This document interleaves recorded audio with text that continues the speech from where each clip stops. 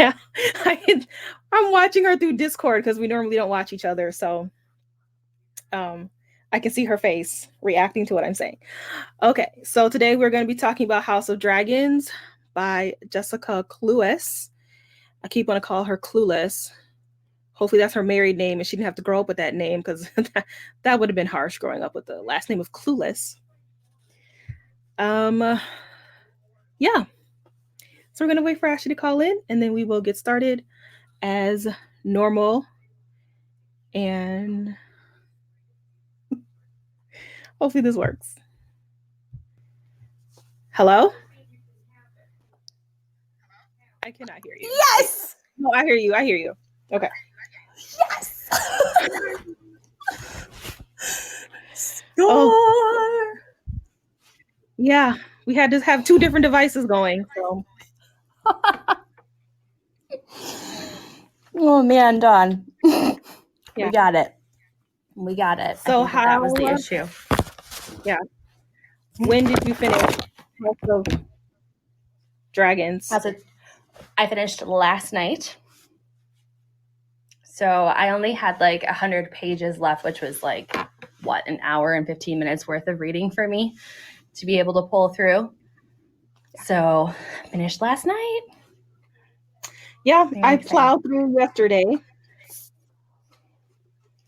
All right, I'm interested to see what you thought because we never know how we think. We made a mistake of kind of talking about it after we both read the first 100 pages, but we usually don't do that. So I don't know how you felt about it. So let's get started and we'll find out. We will. So I have like a little, do you want me to do like a little synopsis? Because I have one.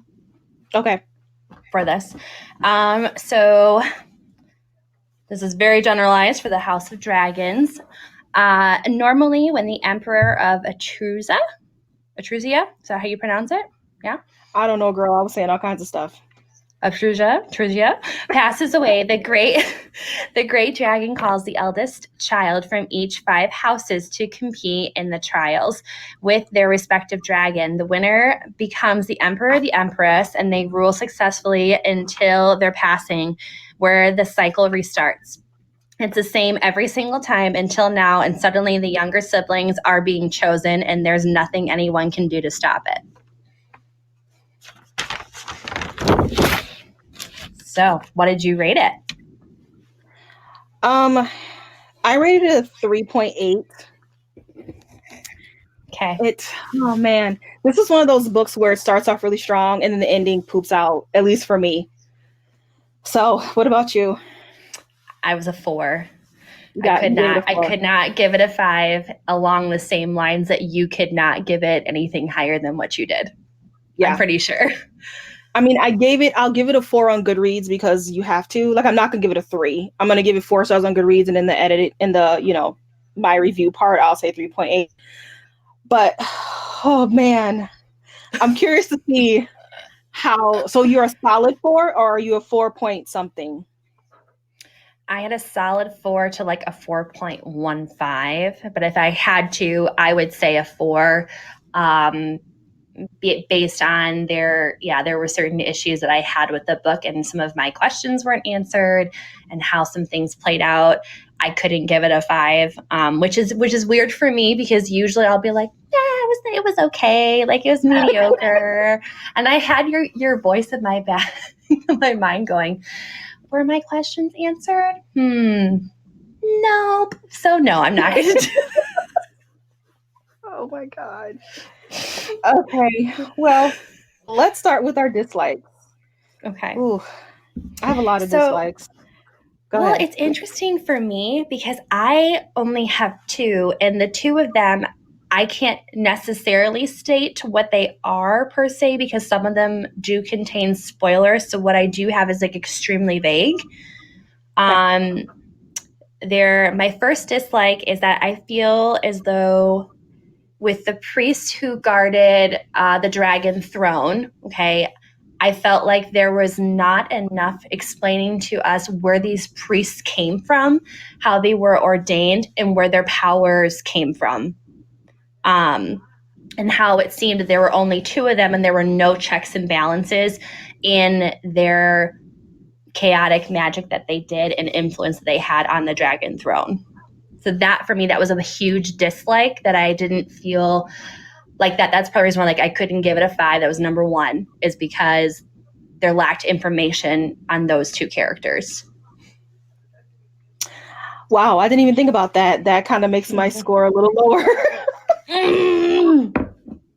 I didn't even question that. That is a very good point that I totally missed. Mm-hmm.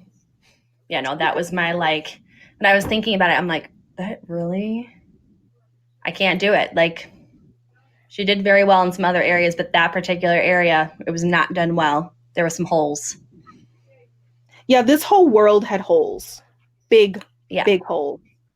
Big holes. And now that you say it, I do kind of have something pertaining to the world, and I'll just say it now. The map, I had a problem with that map.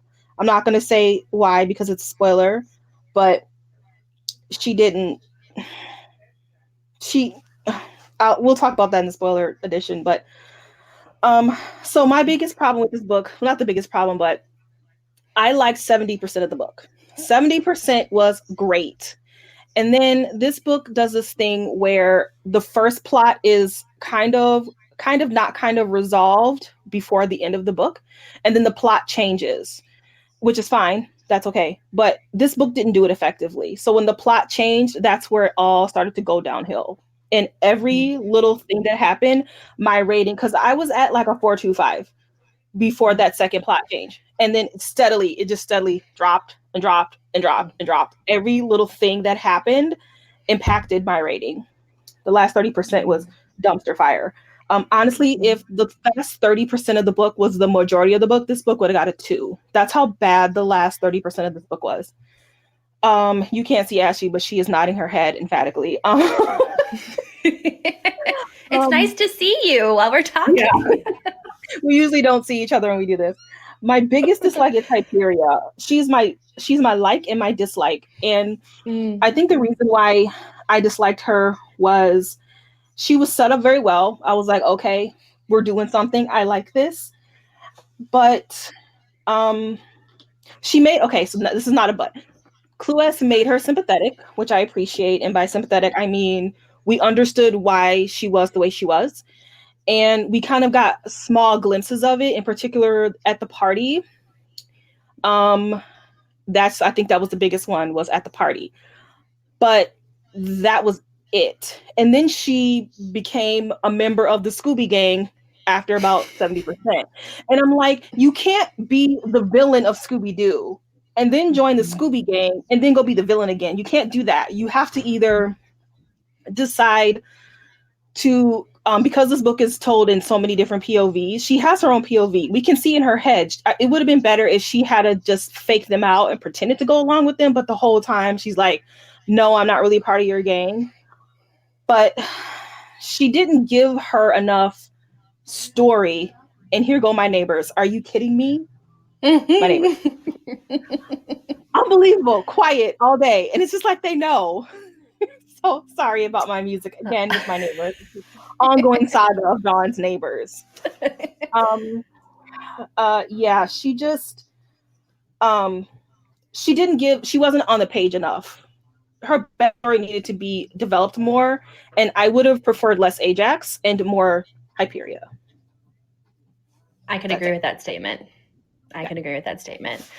Yeah. So with Hyperia, I did feel exactly the same way that you did. I think that when you make a villain sympathetic, you have to do it well, and he or she has to be fighting for if they are going to be good or if they're going to be bad. And for me, she started off really strong, like cutthroat type of personality. She's going to kill anyone who gets in her way because she is destined to be on the throne. She's trained for this for her whole entire life, and she's the only person that would have been a legitimate choice had things been chosen correctly, with the eldest child being the one to represent their house, right?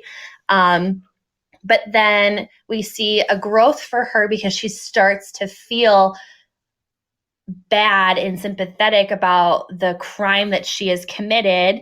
And it's caused this kind of like ripple effect because now she doesn't really know where she stands, if she is bad or if she's good.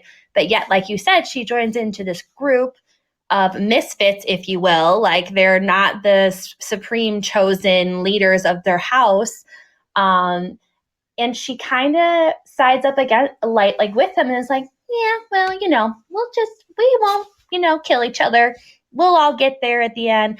And then all of a sudden she's offered with a change in her destiny, and she goes, going for it. Don't even care anymore about that whole situation. And so it's like, there wasn't, I feel like, either like a steady decline into her being even more villainous, or there was a rise in her switching her whole entire demeanor as to if she was going to be good. It was kind of like a teeter-totter effect. And for a good villain, you can't have that.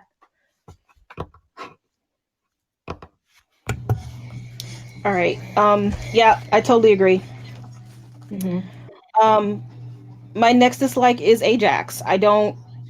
He was on the page too much. I don't know if he was supposed to be a comic relief, but he wasn't funny. He didn't really contribute much to the story. I'm perplexed as to, I know, I have a feeling why she put him in the book, but I can't say because it's a spoiler. I'll get to that in the spoiler section. But there was no need for him, and he got way too much book time. Could have been given to somebody else. Mm-hmm.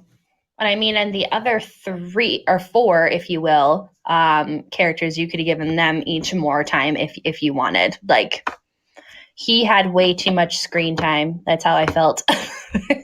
When you're watching a movie, you're watching a character that you're not really a huge fan of, and that's all you see. You're like, but they're kind of snooty. And you know that they're not, that their head is not in the right place. You know that he's a thief, and he's always going to take because he feels that he's been deprived his whole entire life. And it's like this constant circle of him just kind of going off somewhere. And I'm like, why do we keep following him? Is it important? Not really. My second dislike was, it was the ending.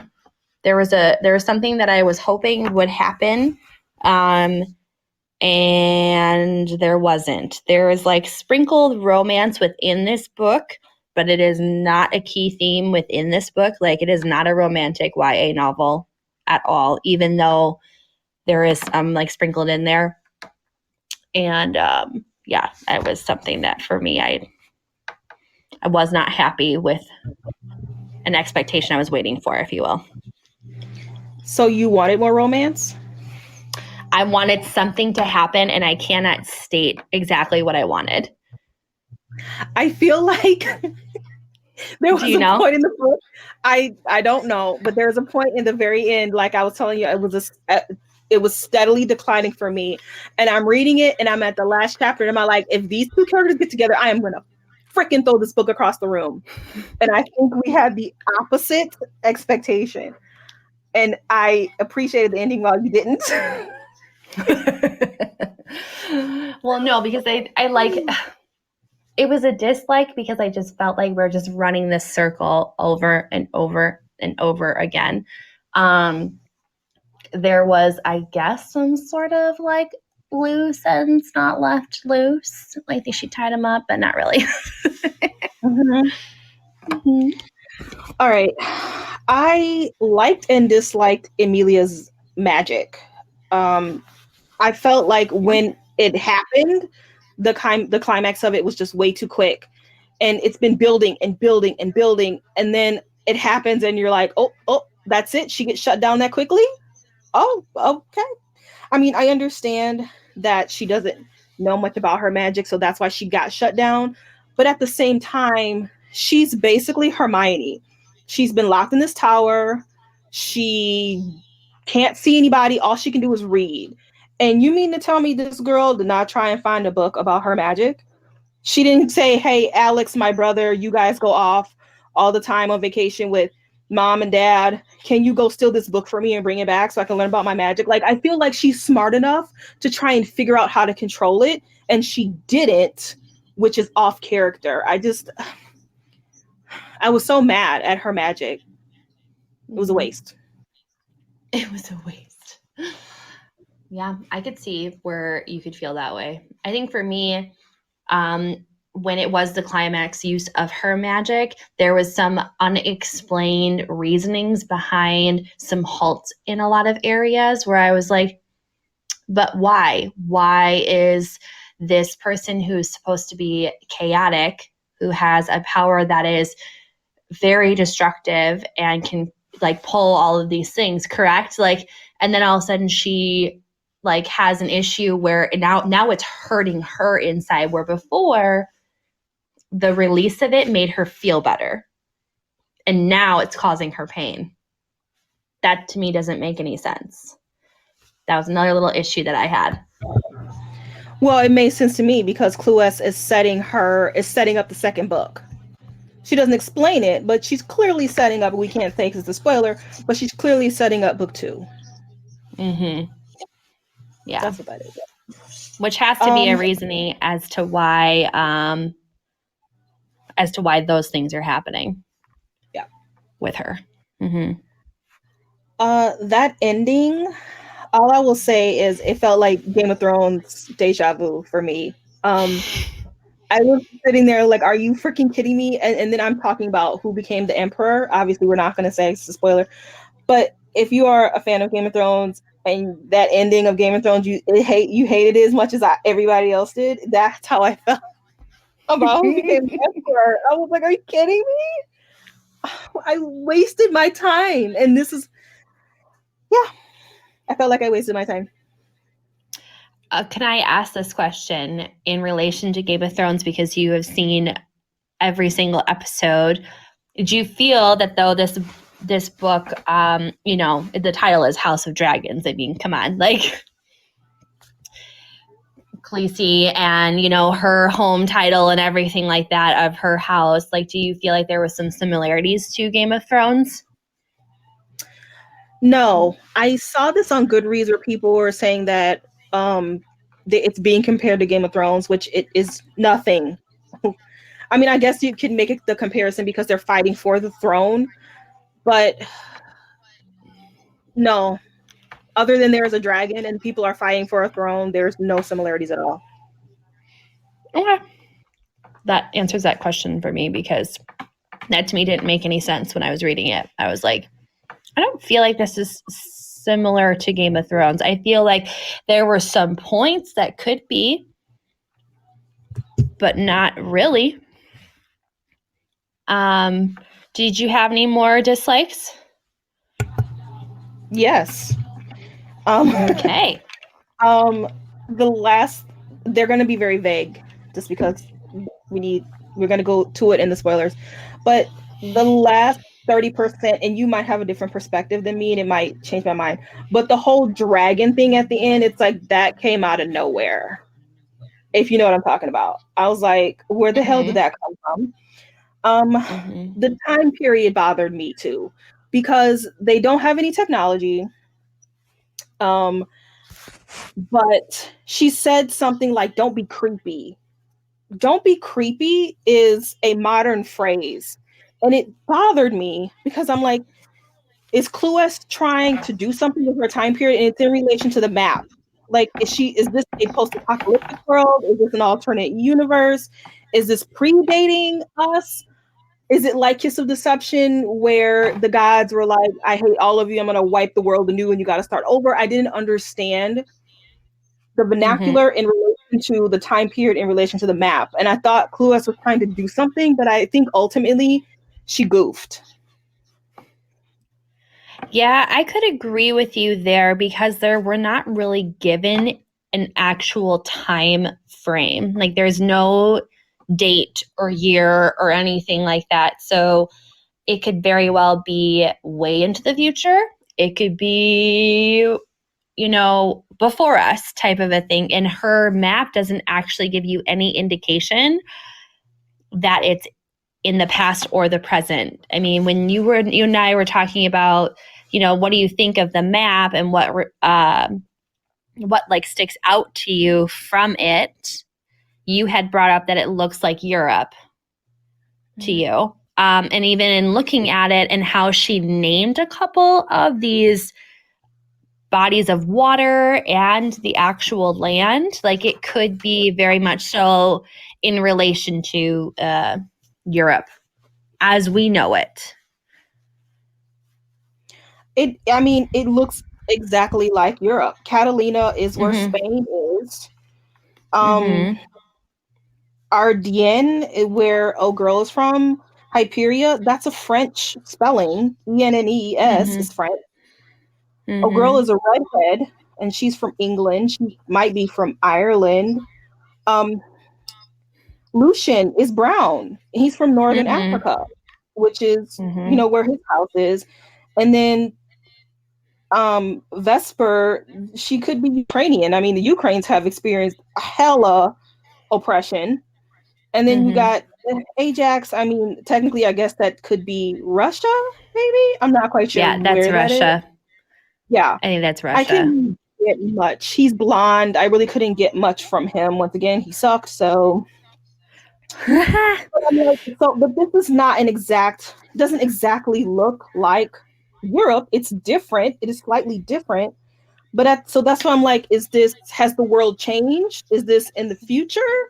And now dragons are intelligent? Is this in the, I don't, and she didn't really explain it. And I think that goes along with what you were saying about the huge gaps in her world. She just didn't really explain her Mm-hmm. world well at all.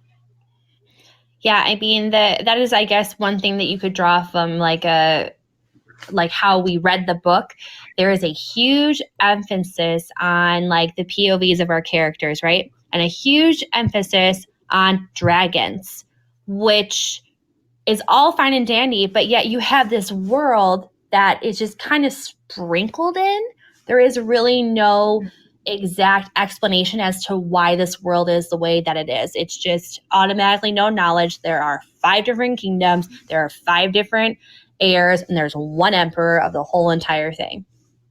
Okay, let's talk about like their different lands. Like, what are they known for? And like, she kind of does that because like the Pentree like house, um, they're known for like their trade, and they're right next to like a huge body of water. And then the Sable house was known for something else. But it was very vague. And then when we did find out a little bit about what the lords are actually looking for from the emperor, we found that with Amelia during the second challenge, when she was trying to win the favor of the other kingdom, she's like, oh, but if I open up trade ports, that is something appealing to you. And they're like, absolutely. That to me is the only time that we're referencing like the different bodies of water in the land that they're on and why that would be important to them. Mm-hmm. Other than that, these 5 different kingdoms don't really communicate with each other. They're kind of their own kingdom, and then they follow the direct order from the emperor. But other than that, they can do whatever they want in their kingdoms, is what it sounded like to me. And not only do they get their, so like if the emperor is not the true leader, because it seems like the priests are either slightly, well, the priests are below the emperor, but then there's a god, the dragon king or whatever he's called. So there's The a great higher dragon. being. Yeah, there's a Mm-hmm. higher being above the emperor. It seems like, I mean, maybe the dragon is only above the trial. I don't know, but it seems like the dragon is above the emperor. And how can there be one emperor for all of Europe? What is that? That doesn't make any. Yep. But whatever, Yep. whatever. That's Elisa's book There's problems.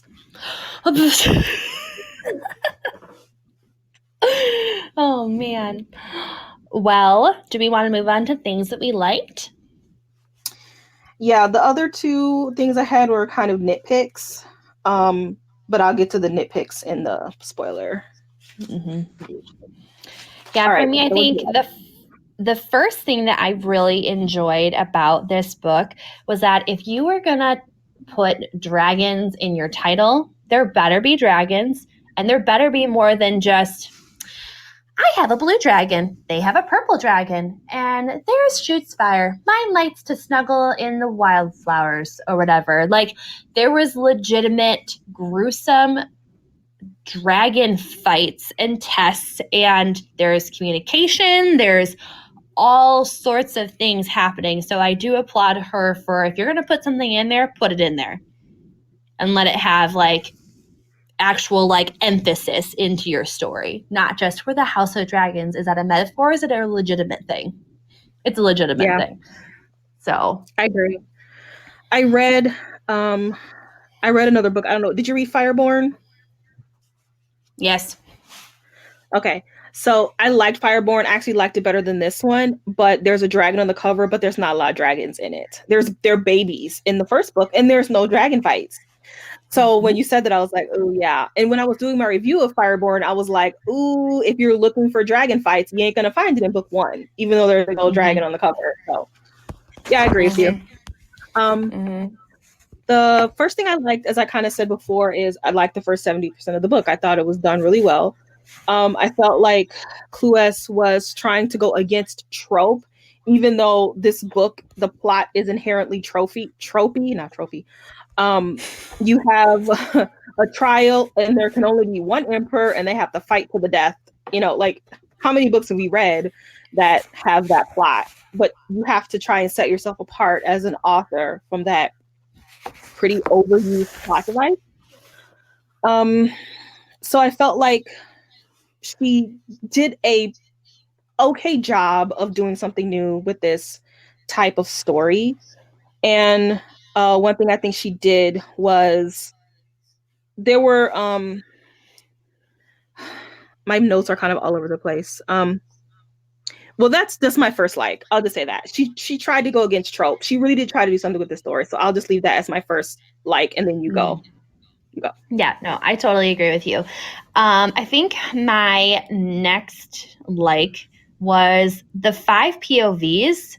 They seem daunting, but I actually enjoyed them. Like, I feel like they weren't as all over the place as some books try to be, with all those different point of views, and people are starting in different time periods and like all of this stuff. It was really easy to follow all 5 of their POVs.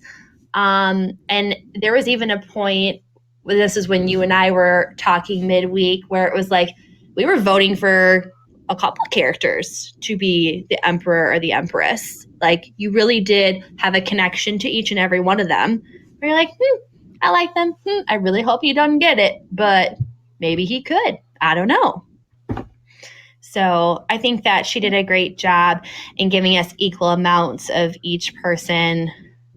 And I did feel like we had growth in each of the characters. Maybe not a bunch of growth, but there definitely was more growth than in Veronica Ross, The Chosen, with all like 5 characters that we were given here.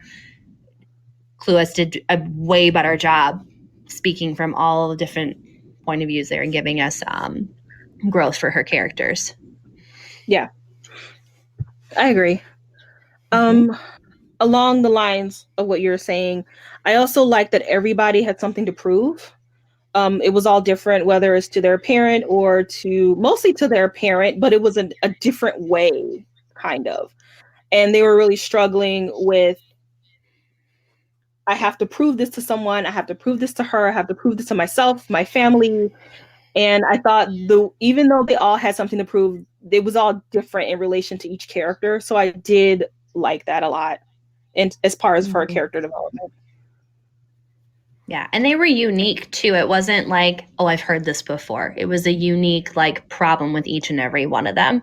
And where like I felt like, for like Ajax, for example, like there's an instance that happens with him where he comes face to face with like why he is the way that he is and what has really caused him to kind of tumble into this mess of not knowing what he wants, but yet wanting everything because he feels like it's due to him.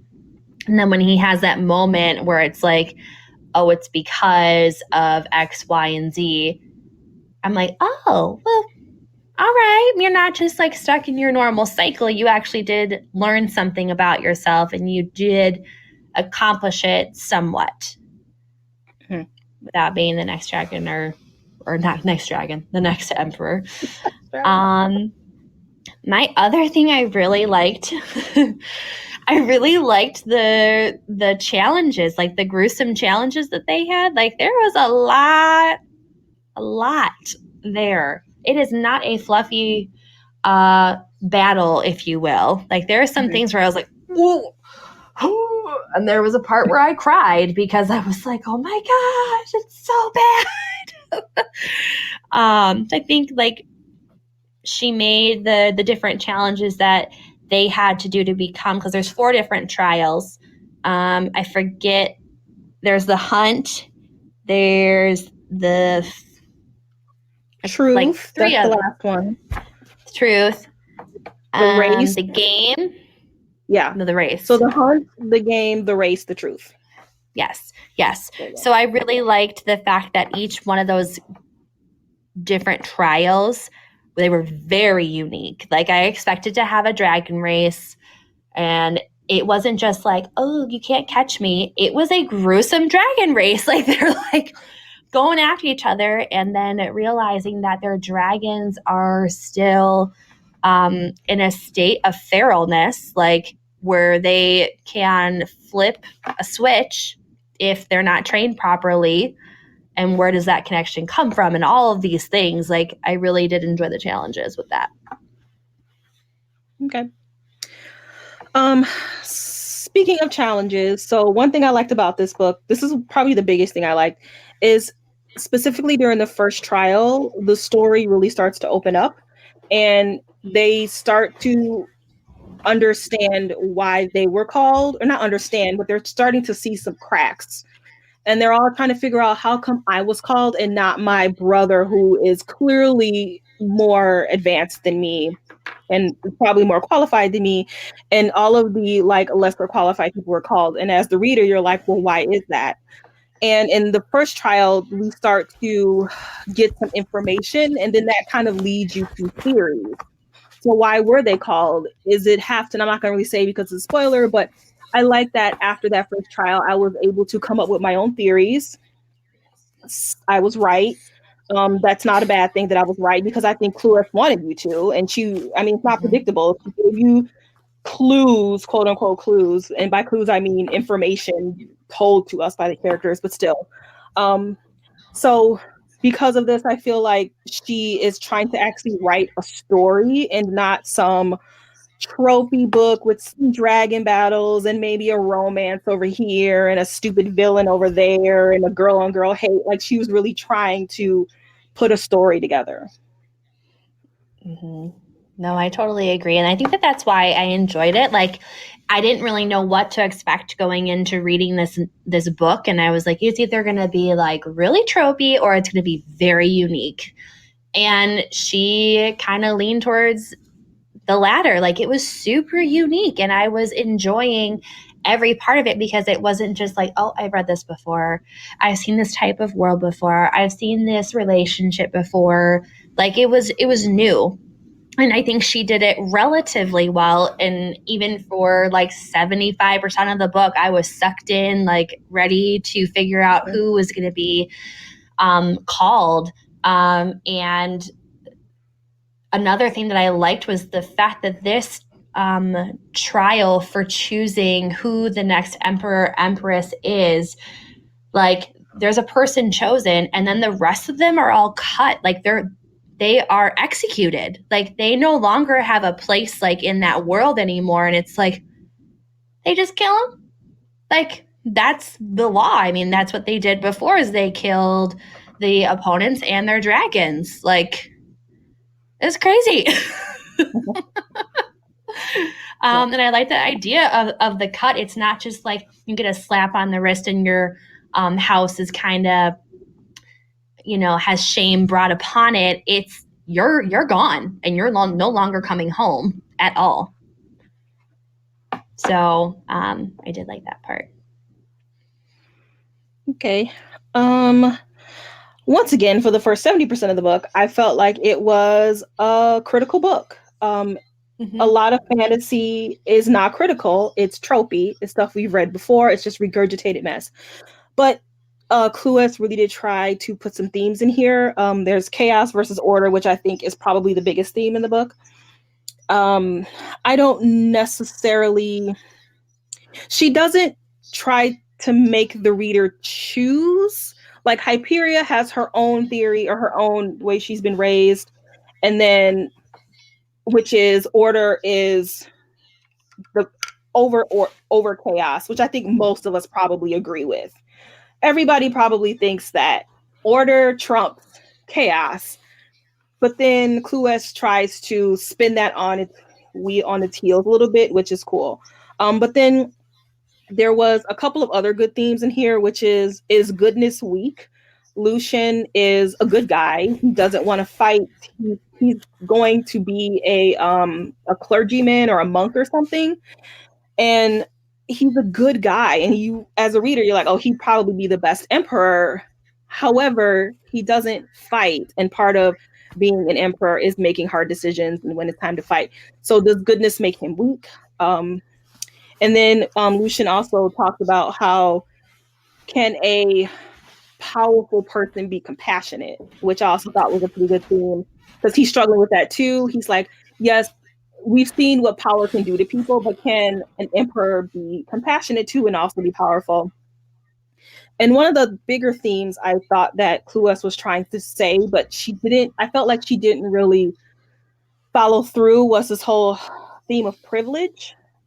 Vesper is a servant, and constantly Vesper can never do anything that will get her ahead. Every time she tries harder than everybody else, but she's always either brought down a peg or she's ridiculed. There's a point in, I think it's the game, where Hyperia has 2 coins, and the whole goal is for them to get 3 coins. Hyperia starts off with 2 coins, and Vesper has no coins. And it's like she is a lowborn, she is a servant, and she's already doomed. She has nothing. She has no coins, while this murderous, evil person who's part of one of these big families and is wealthy has 2 coins. She's already starting off with an advantage.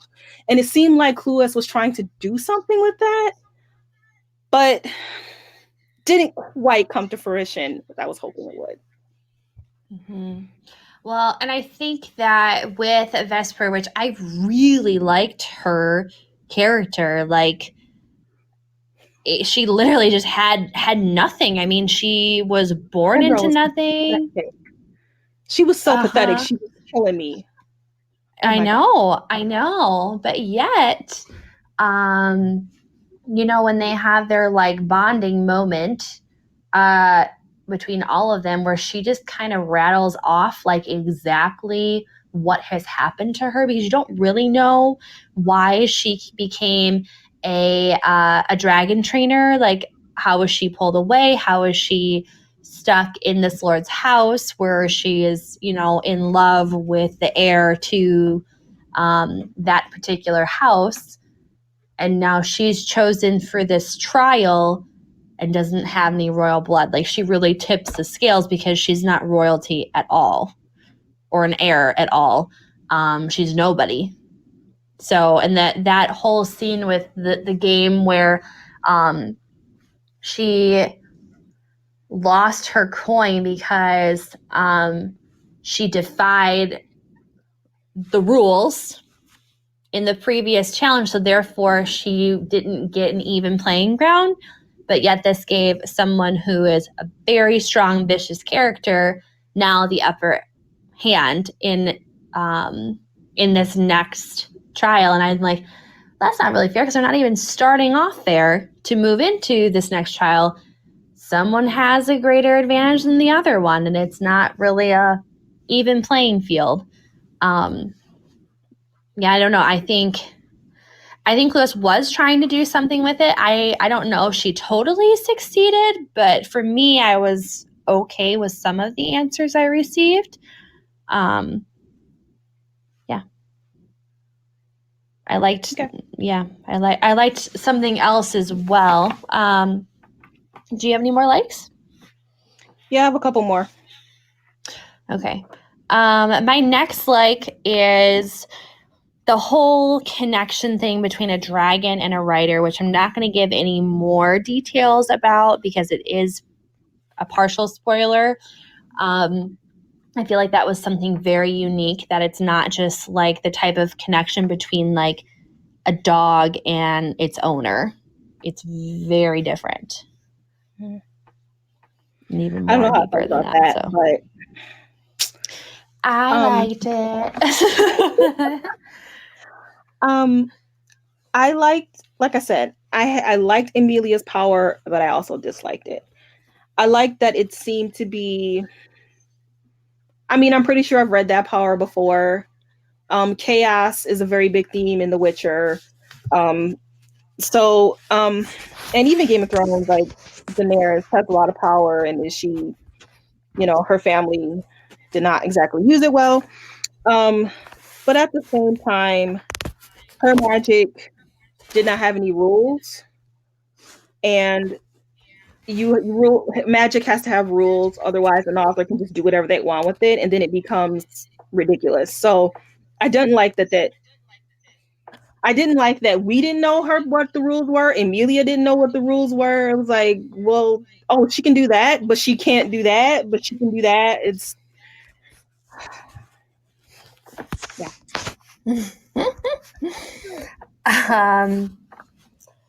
What was that? There. I mean, along with Lucian, like I really feel like I liked his character because he is supposed to be that like that bro, right? The one who's got all the muscles, and yet he just decides one day that he doesn't really want to rule it all because he's made a mistake. So therefore, he no longer wants to inflict harm to anyone. Like in the beginning, I was a little bit annoyed with his like self-righteousing quotes to himself, where I was like, we get it. You won't pick up a sword. You'll fight a different way. I get it. But towards the end, I feel like there was a moment where, he realizes that defending is not bad, as long as you don't hurt, or something like along those lines. Like I'm not trying, I don't want to give a spoiler on it, but I did like that development because it was something that annoyed me. I was like, really? You're just a big old softy. Okay. Really? Like for like 70% of the book, I was like, we get it. We do. Yeah. But I did like that self-revelation towards the end.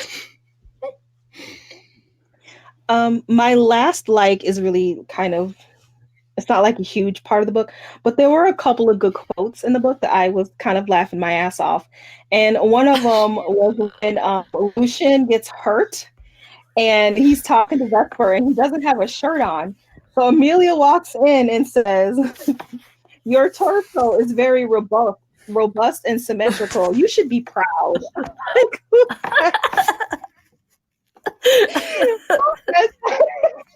You should be proud. It's robust and symmetrical. I love that one. I really like the banter between them. Yeah, they were a good duo. I like the both of them. And the other one is at the party during the game where we got to meet Ajax's father, and he's talking to Hyperia, and they're trying to negotiate. He's trying to get their coin from them, and the father says, "We got mountains and snow and tired-looking women." I was like, "Well, hey, who Ajax gets it from?" Like, oh, I loved both of those quotes so much. I just had to point those out. That is amazing. I laughed at each and every one of those because Cluis wrote a lot of their language in like modern terms. I was like, I feel like we could be standing next to each other and be like, you should be proud of that body. It's very robust. Oh man. And symmetrical. Don't forget symmetrical. And symmetrical. There was another part. Well, no, I can't say it because that's a spoiler. Anyway, there are some quotes that happen that we can talk about in a spoiler that I was dying, laughing. So yeah. All right, those are all my likes and dislikes. Mm-hmm. Yep. All right. Overall, well done. Yeah.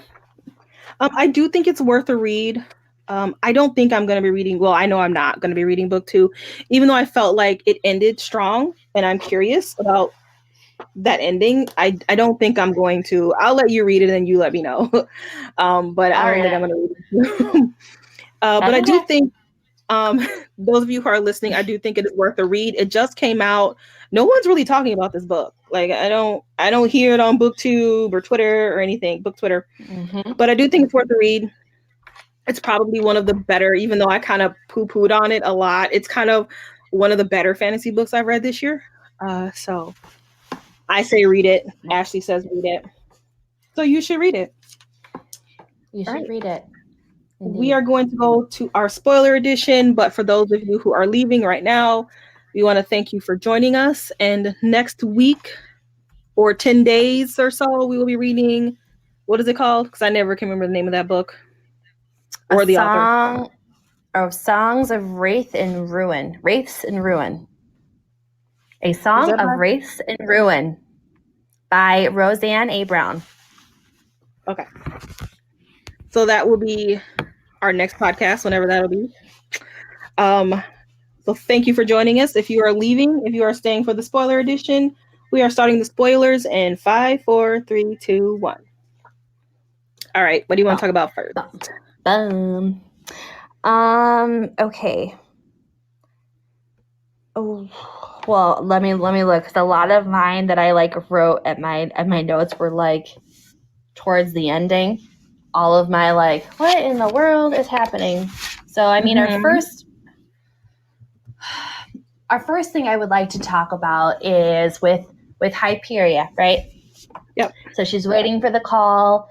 The great dragon, who, in my opinion, could be in relation to a higher power, meaning he is no longer existing on this earth, but yet he is some spiritual being that is able to communicate what he wants within the world and who he wants to lead them, right? So she's sitting there waiting for the call. It's her last house, right? So she's standing there and she's with her sister Julia, and she's like, hey, I'm leaving. I'll come back and visit you, which never happens because the book clearly states that once they become emperor, empress, they are not visiting their family's homes. They reside in the Dragonshire, correct? Yeah. So, standing there and all of a sudden, same thing happens like it has in all the other 4 houses, where the youngest heir gets chosen, and so their dragon flies to the circle because there's some weird telepathic communication between the great dragon and the dragons, and that's how these people are chosen, is through this connection with their dragon, whatever. So her sister's dragon goes out there and she's pissed, right? Because she's like, no, you've chose the wrong person. It's not supposed to be her. I mean, Julia's 13 years old, I think it is, 13 or 14. She is very docile, super lovey-dovey, teenager, if you will, or young adult. And her sister's livid because she's no, you've chosen the wrong person. And they're not retracting what's happened. The dragon doesn't get off of there.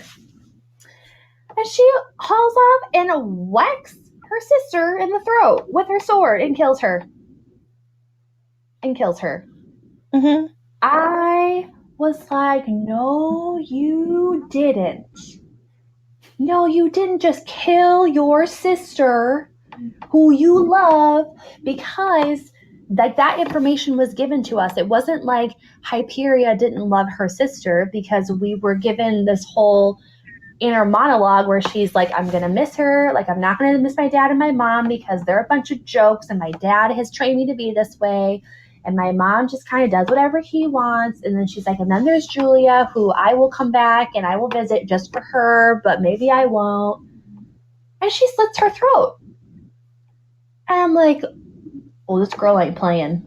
This girl is not playing. What is she going to do in order to get to this trial, right?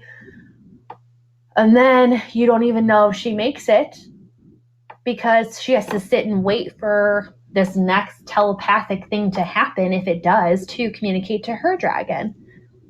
And it's crazy because then Julia gets eaten by her dragons or some weird soul bonding thing that at the end of their rider's life, the dragon then eats them. And it's like unsacred if they don't get eaten by their dragon. It is so weird. I freaked out. I freaked out when she killed her. I was like, oh. But yet I wanted to know what she did next, right? Because she was, you just didn't know if she was going to slit someone's throat or if she was going to be like, all right, I guess I'll just walk away over here and be on my own plane type of thing. Yeah. So yeah, like I said, she was set up well. Like, and by say going against trope, like that's not something that authors typically do in YA. They don't just make their main character a murderer of their own sibling. But then it was kind of uneven because then she was like mourning her sister, and I'm like, well, okay. And then they went to the party, and that's where we really got to understand, you know, she's been groomed to be this warrior her whole life. Her father had no problem by selling her body to get advances. It almost made it seem like she was physically, I know she was mentally abused, but I think she was physically abused. Like she went through some stuff, and you can kind of understand why she was the way she was, but I wish we could have seen a little bit more into the depravity of her father. Because at one point at the party, she like snaps on him, and I was like, "Yay for you!" Because he's your, you know, the person who's making you feel like crap, but you love him because he's your father, and you know. But it just after the party, that was it for her development. We didn't really get any more backstory about her. She joined the Scooby Gang. She became Velma, or not Velma, Daphne, and Emilia was Velma. She became Daphne, and then she became a murderous person again. And I'm like, but then at the very end, if I'm getting this correctly, because you know sometimes I don't get it. If I'm not mistaken, she flies to the Oratini or whatever, and she's going to use the chaos which she hates, to become. So I like that. I like that she's like, okay, well, I don't like the chaos, but I'm going to use it to my advantage to overthrow. So that was a great ending, but not enough for me to read book 2. Yeah, so that to me didn't make any sense. I apologize. My dog is now barking. He must know that your neighbors are out. Yeah, so that's something. So we get a glimpse into Hyperia, right? Like the fact that like her dad like had chained her up a couple of times to make her basically invisible to pain, and to just deal with it, right?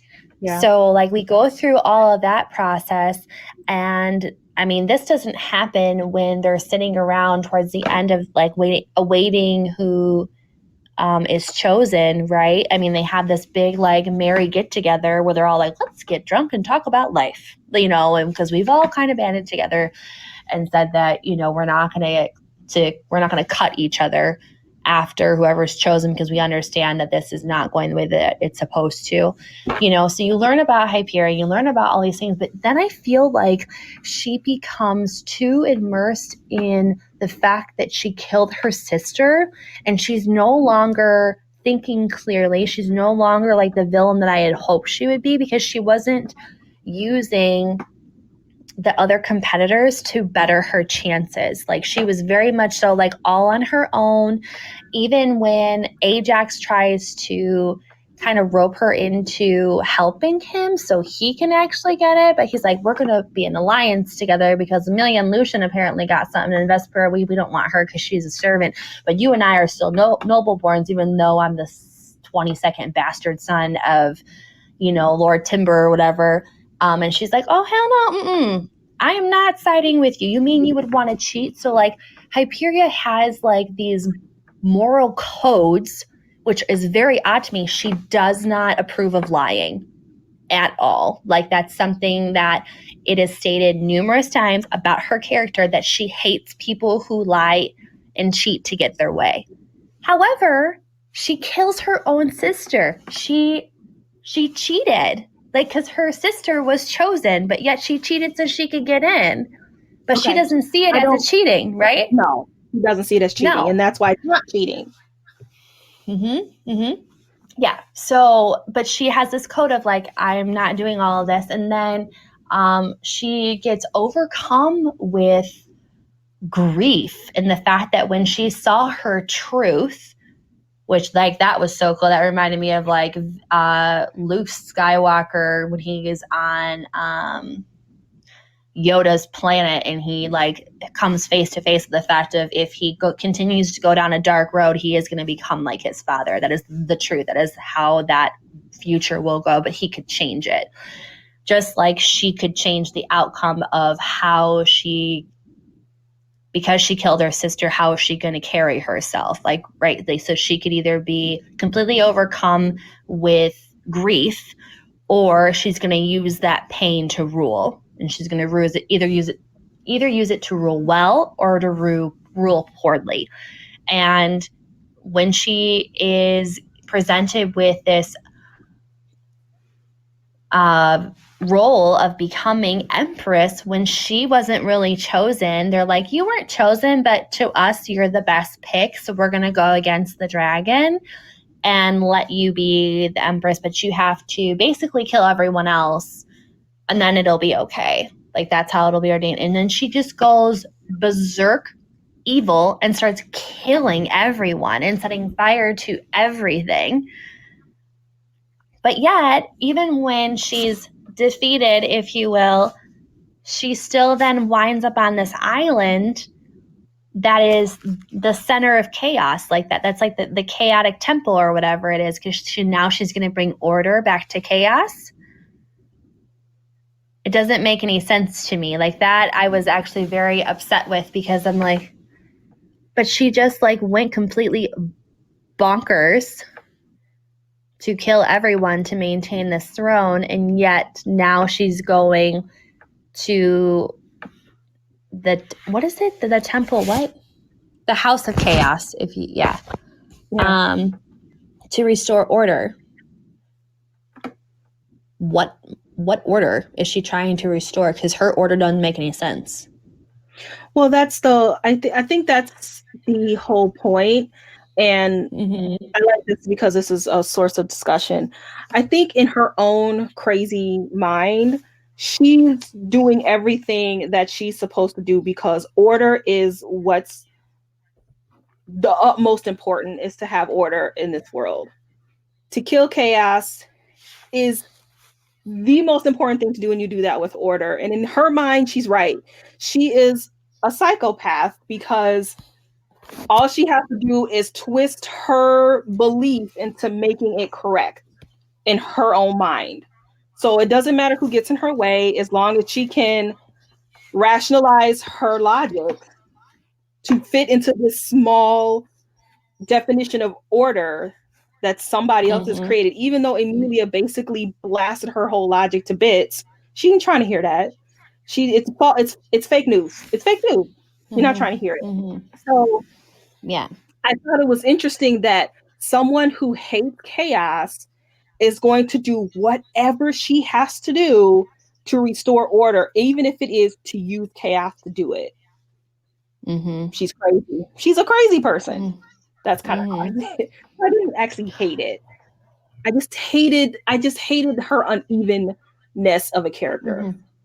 Like I said, you can't have her be crazy and then she's going along with the group and then she's killing priests and killing everybody else And as long as we're on the same line as that, why did they keep letting her get away? I'm like, what?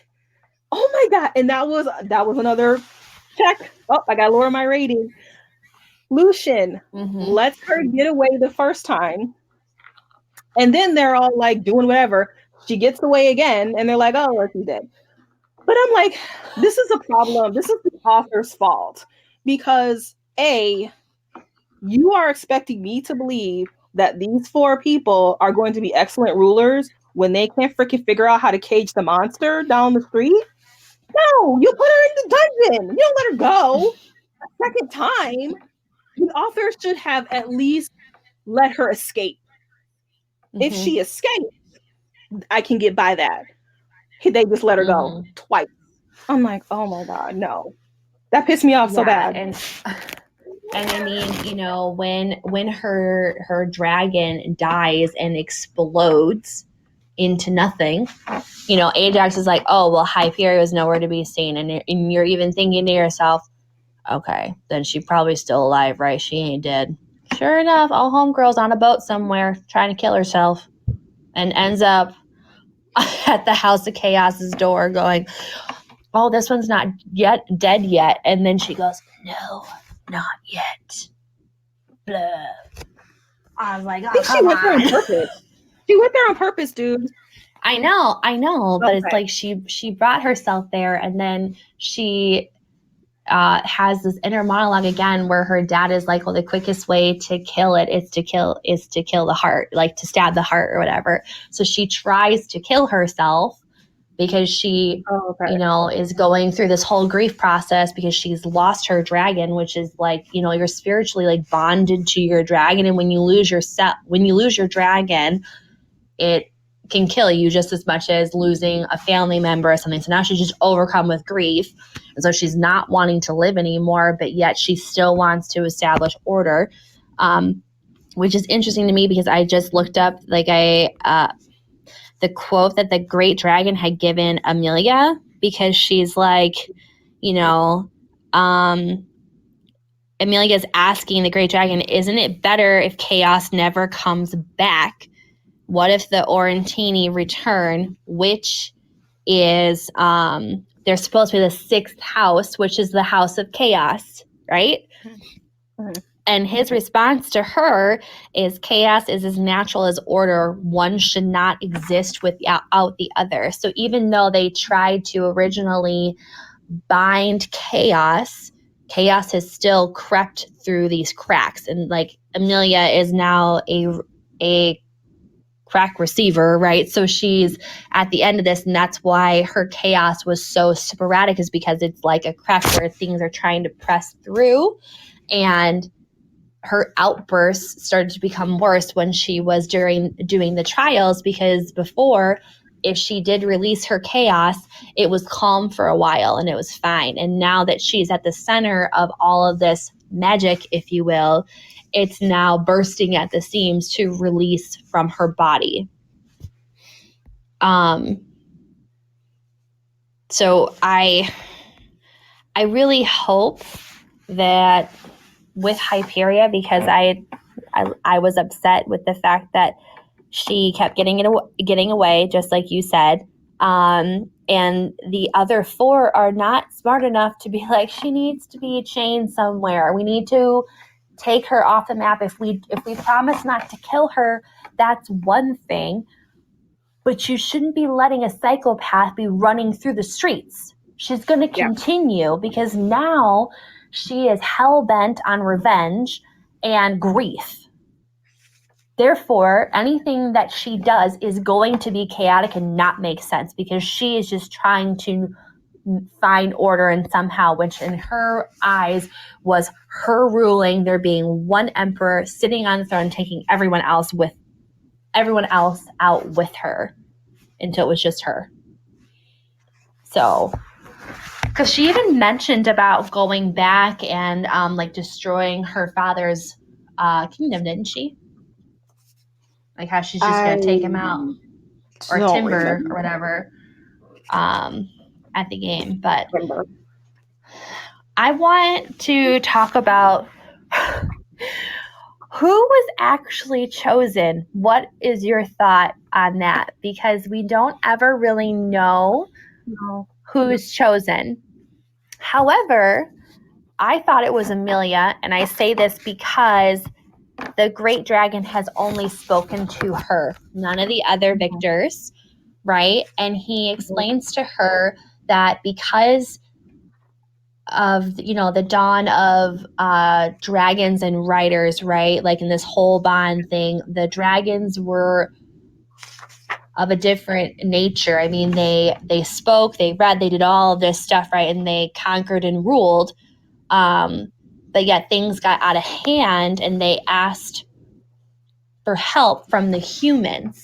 And so the humans then mounted these dragons and raced in to maintain this chaotic thing that was happening.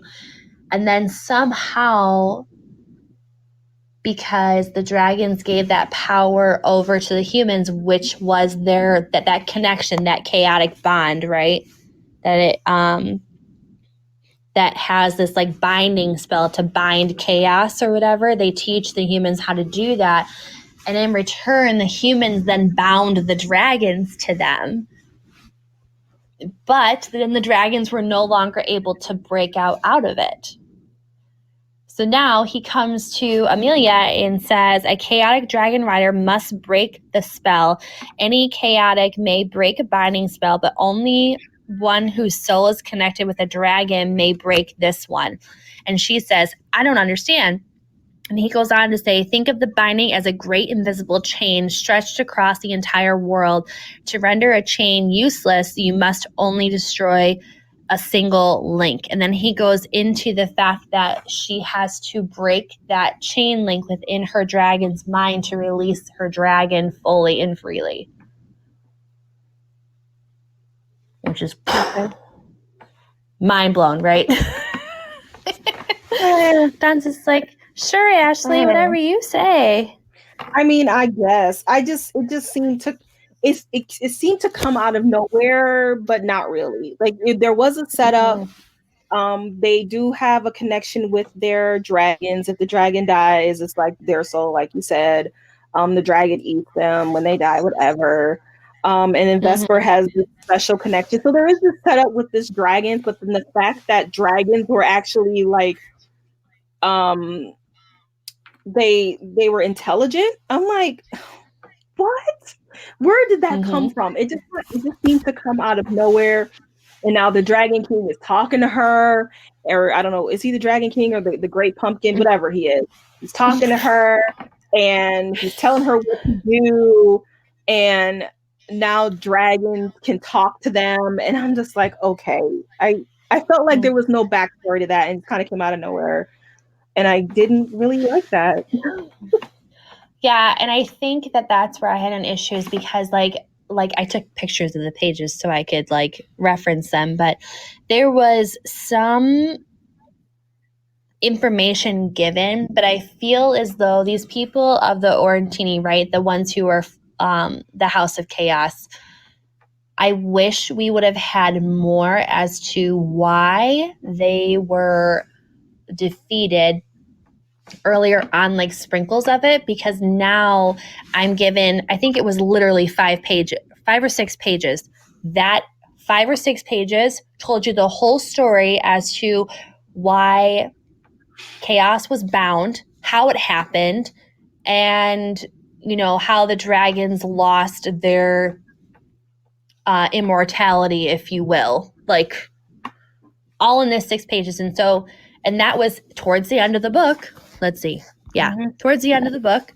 So I feel like if Clus would have put like more hints towards that original origin, it would have made this revelation more epic. Like, oh, there it is. Like, now I understand what this house was about, because they did talk about it a little bit, but she didn't do it well enough, because now it's like, now the dragon is just speaking to Amelia. How can he just speak to Amelia? Like, there was no reference to that before, other than he was speaking to the emperor who had been murdered by the priest and priestess.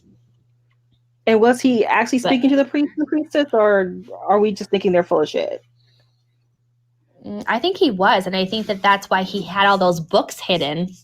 Okay, so when they find that hidden chamber in the dragon's stall, and it's like all of his volumes of written word, basically, I was like, oh, well, he ain't stupid. He writing all of it down because he knows no one's going to believe him, because the only people in power are him and the priests.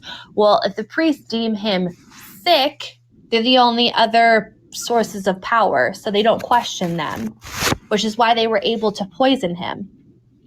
But I mean, was the dragon really speaking to the priests? I don't think so. Okay. I don't think so. Or I think he was, and when they defied him the first time, he was like, well, taking all you out. Because then he shows that image to all 5 of them when they're in the truth gateway, if you will, cage or whatever it is. Like, the fact that all 5 of them see the same exact outcome as to what would happen if only one of them was chosen, there would be death and chaos in no order, and they're all going to die. Okay. Yeah. That makes sense. Because at the end of each one, it was like, oh, and then. And so it's like the only way that would happen is if the great divine dragon is now intervening in for once and for all, Mm-hmm. All right. So there was still some power given to him, right? Yeah. Yeah. That's something that you would like to talk about. Let me see. I didn't have huge stuff. Well, okay. Well, all right, Ajax. Let's get back to this guy. This is not a really big thing, but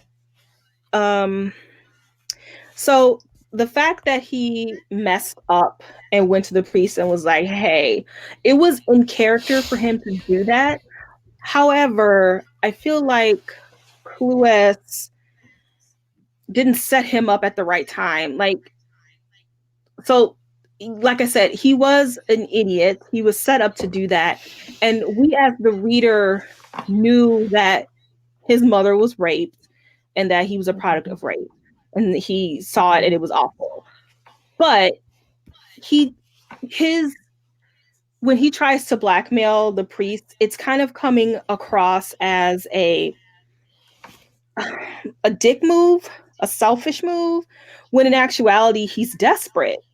And she doesn't really show his desperation like she did when he was in jail and he like confessed. That was heartbreaking. That should have happened earlier, so that when he did try to blackmail the priest, we would have felt his desperation.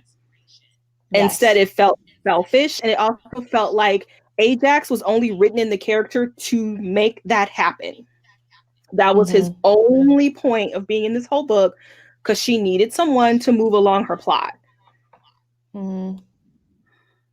Which makes Ajax a pointless character, and I that was my problem with him. And it's the author's fault. I think he just didn't set him up well enough.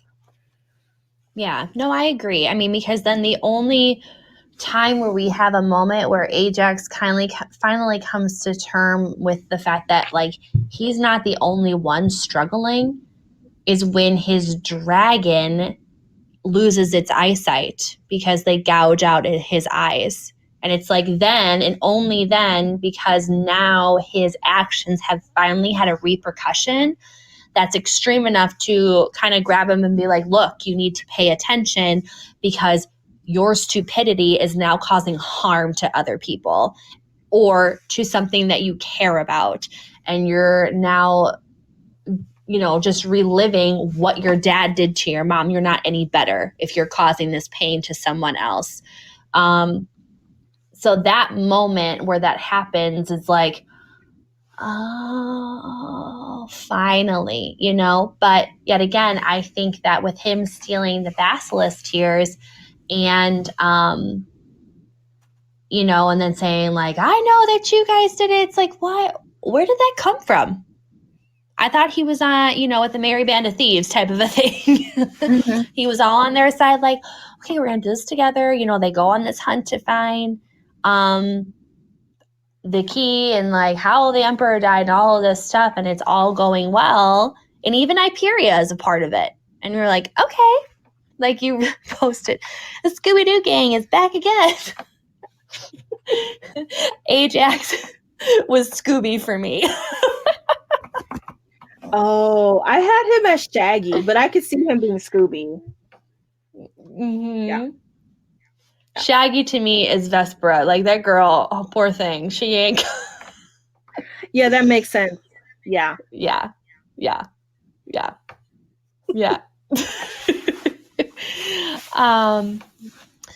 Okay, so the main thing I wanted to talk about, because I talked about it in the non-spoiler, the reason why I was upset is because there is this constant pull at the end and during the book between Amelia and Lucian, okay? Mm-hmm. And you're like, can you just either kiss or decide if you're going to be together? Is that a thing? Because Vespera gets what she wants in the end. Hyperia does not get what she wants in the end. Ajax is still crowned emperor along with all four of them, which we can talk about that in a second. And he just kisses her hand. I was like, the lead up to it was not done well. Oh, well, you said that people can change, and you once killed a boy by merely kissing him, and then he just grabs her hand and kisses it. I was not happy with that at all. I wanted a little something else. I don't know exactly what I wanted.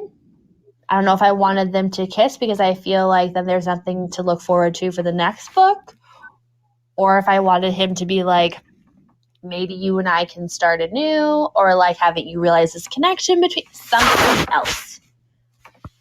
Not a kiss on her hand. Well, I had the exact opposite reaction to you. I felt like this was becoming a little bit too happily ever after. Everybody was getting everything that they wanted. Vesper, and which personally I was like, didn't Antonia kick Vesper to the curb? She was like, "You gonna die, girl. I can't be with you." And then she goes and be like, "Oh, I love you." I'm like, "What? No, that's not okay."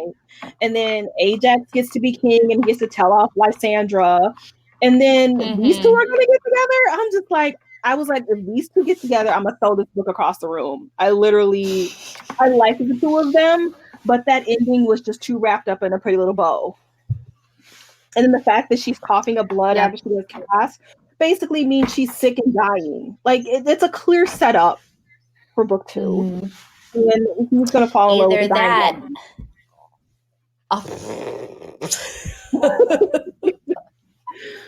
Oh man. Yeah, I didn't understand why Vesper just let Antonia just be like, "Ooh, I'm here for you." That made me mad. I was like, no. I was so happy with Vespera and her growth and her I don't need her. I need to be someone who cares about me. And then that happened and I was like, oh no. But with all four of them becoming emperor and empress, I was not happy with that. I wanted there to be a definitive chosen one to be the emperor, the empress, and the fact that they still didn't know, and that the priest that they kept alive, she still didn't tell them who it really was because she's like, well, I can't do it now. I can't. I swear I wouldn't tell. And it's like, just pick someone.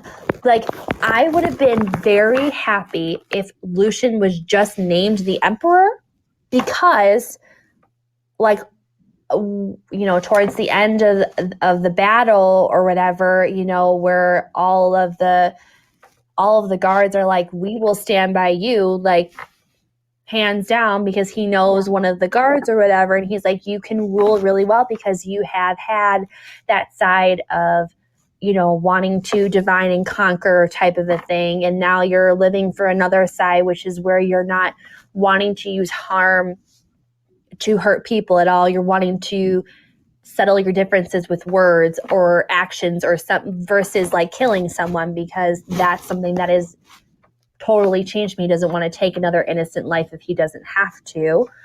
And so I'm like, okay, he would make a good emperor. Just choose him. Why are all four of them now just okay with, what? Now all four of us are going to be emperor and empress. I'll hail the four of us. No. There's a reason why each country has one president, one prime minister, and then they have a cabinet. Yes, everybody has different skills, but there should be one leader, and then you have a vice and a cabinet. Well, see, and the thing that to me didn't make sense, and this was why like I gave it a 4, was because Amelia is now just speaking for all four of them. She has now heard from the great dragons, therefore somehow she regains enough wisdom to therein just make rules. In their acceptance speech as to when they became emperors and empresses, she's like, and we are all going to rule together. And Lucian's just like, whatever she says, I'm agreeing with. Vespera's like, woo, I'm no longer a servant. Ajax like, finally, I got what I want. And she's just speaking for all of them. I'm like, what? Like, and when I was trying to read back, I don't think the dragon told her to then take this seat as empress or to have all four of them. This is just some revelation she's had. I don't know where that came from. Or if it's just in relation to the fact that they said that they wouldn't cut each other. So in order to not have a cut be a thing, now they're all rulers. I think maybe it's because the status quo is not working. And so they're like, okay, we're going to spin it on its head, just like the dragon chose the weaker siblings to do this, even though it was kind of a strategy to change the world. I think maybe they were just like, okay, well, we're going to change the status quo and we're just going to do it all at once because you're good at diplomacy and you're good at dragon stuff. And they were like, Ajax, we don't know. Just like, you're just here. So yeah, I think that's why. Okay. Yeah, that was one of my main reasons. I was like, oh man. Yeah. It was that last 25% of the book. I was like, oh no. Yeah. Yep. That was totally me. Oh no, all my computers are dying here, so I have to plug everything in. Here's another thing that I'm kind of sick of, and I think it's going to happen again. I am so sick of the priest is the true villain trope, or the clergyman, or who. I mean, as soon as I saw there were priests and there were some shenanigans, I was like, oh, well, the priests are the bad guy because that's just like in every book. It's like the butler did it. That's what it is now. And so the next book, the dragon, is probably really the bad guy because it's always that one who's the bad guy. I'm so sick of that trope. Can we pick somebody else, please, guys? Or it's still the priest, the one that they didn't kill. Yeah. Mind you, why did they not kill her? Why? There's no one else to replace her. There has to be. There's a whole monk society that Lucian was going to join. You mean they can't just like appoint? That's my issue. I was like, why are you letting her out of the jail? Why is she still standing? It's not like you put like a binding spell on her. No, you didn't, because you don't know how to do it. But yet she has this power, and you're just going to be like, she ain't going to hurt us now because we heard from the dragon. And she's like, it's okay, I won't say anything, blah, blah, blah, blah. She killed one emperor. Hello, she's going to do it again. There's 4 now. 4 bodies. Which I have like one small side note. When they started like hearing their dragons calling for them, like being able to communicate with them because they broke the binding spell between like the minds of the dragons and their riders. The fact that Ajax dragon is now some like Shakespearean dragon was cracking me up. Oh my goodness, the whole entire time he's like, oh my wonderfulest master, how art thou? Years I have waited to hear thine voice. And Ajax is like, what the fuck is happening? Waited to hear thine voice. Oh my god. That's funny. I was laughing and I couldn't say it in the non-spoiler part because I'm like, I was dying. And then he's like, and Jack goes, what? I played fetch with you. You didn't have to play fetch. And he goes, but I love you. I'm like, oh, okay. Please stop. Maybe that's going to be his wife, or I don't know. I don't know. But Ajax was like, I don't know how I'm going to feel about this dragon being connected to me because what if I want to bet a new girl or something? He's just going to be right there, like, joining me.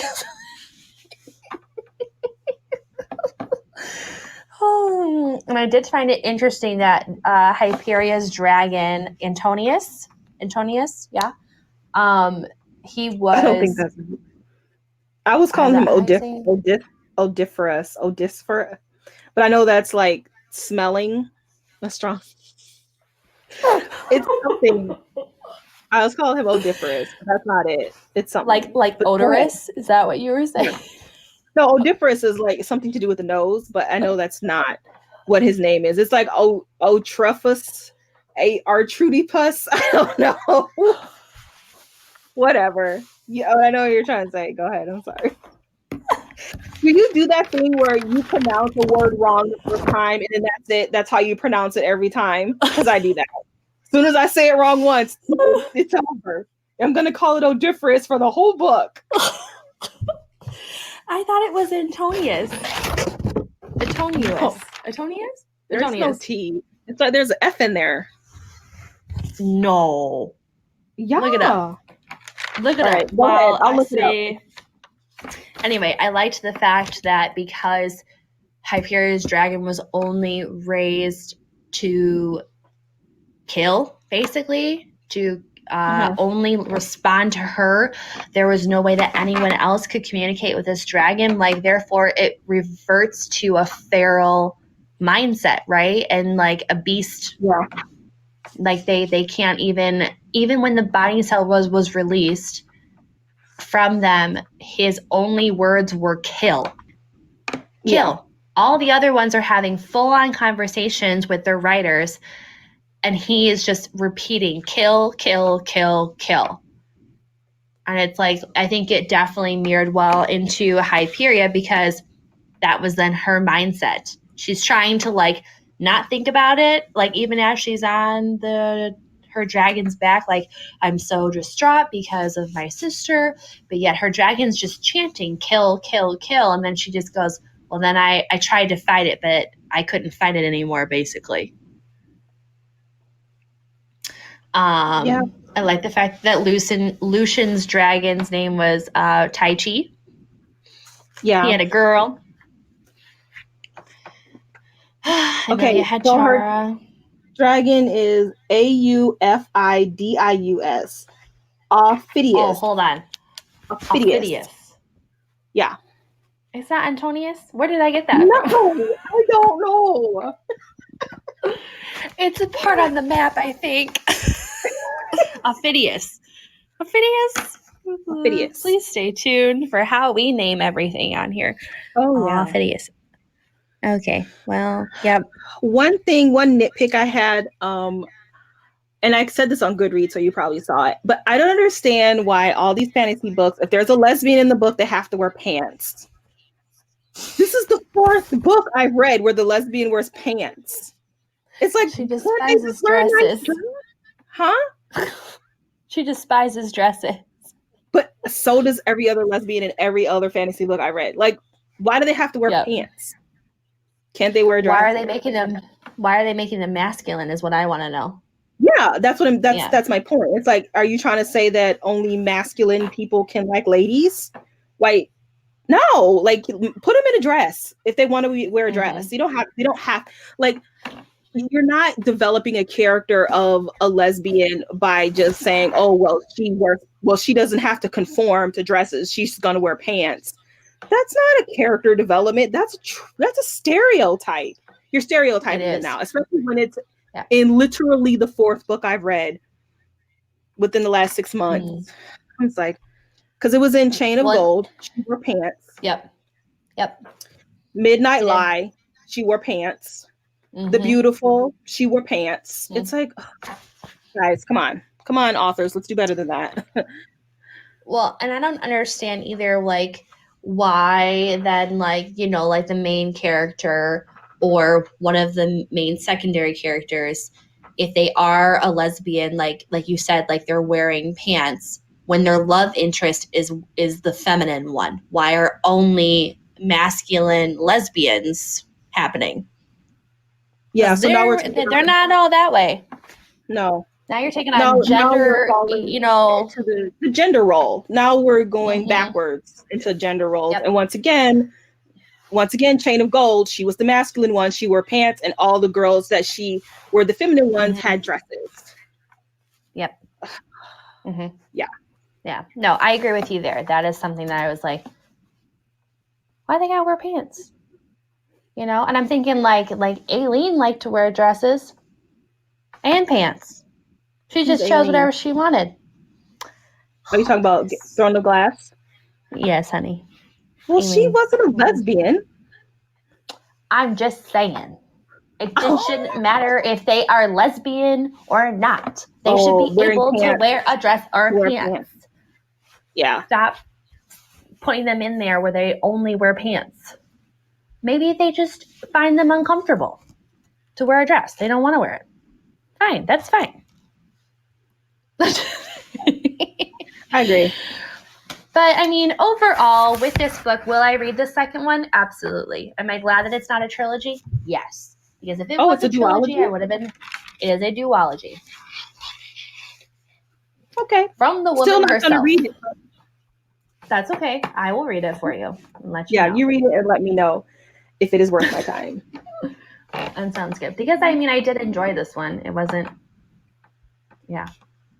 I had some nitpicks. Am I being generous with a 4? Maybe. Normally, because the last 30% made me question how she executes a book, it makes me not want to read the second book. That's why. I liked the characters. I liked the critical part she was trying to say. I liked some of the other stuff she was trying to say.